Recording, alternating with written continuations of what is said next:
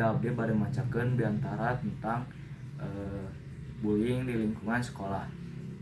Assalamualaikum warahmatullahi wabarakatuh. Para bapak ibu guru anu dipikahormat sareng karencangan anu ku abdi dipika cinta.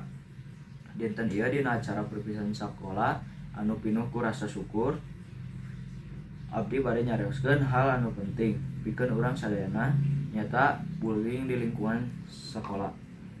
Rerencangan sadayana sakola teh lain ukur tempat urang diajar maca, nulis, atawa hitung-hitungan.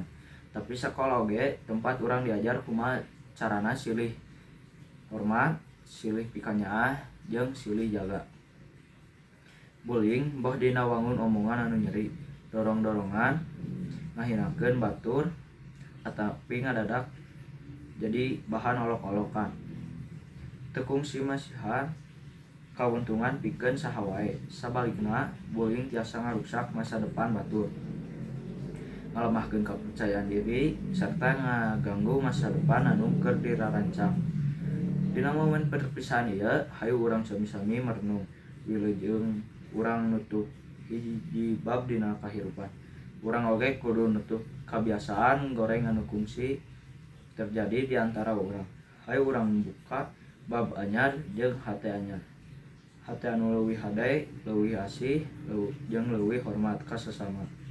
Mugia sakumaha nu aya di dieu tiasa neruskeun perjalanan hirup kalayan karakter anu kuat. Henteu gampang ngahina tapi leuwih mere semangat.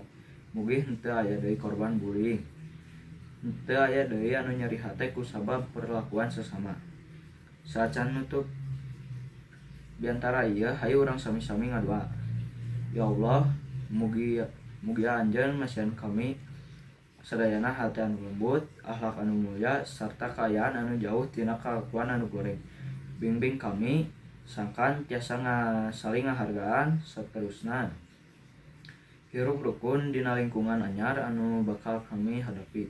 Amin ya robbal alamin. Hatur nuhun atas perhatosana. Wassalamualaikum warahmatullahi wabarakatuh.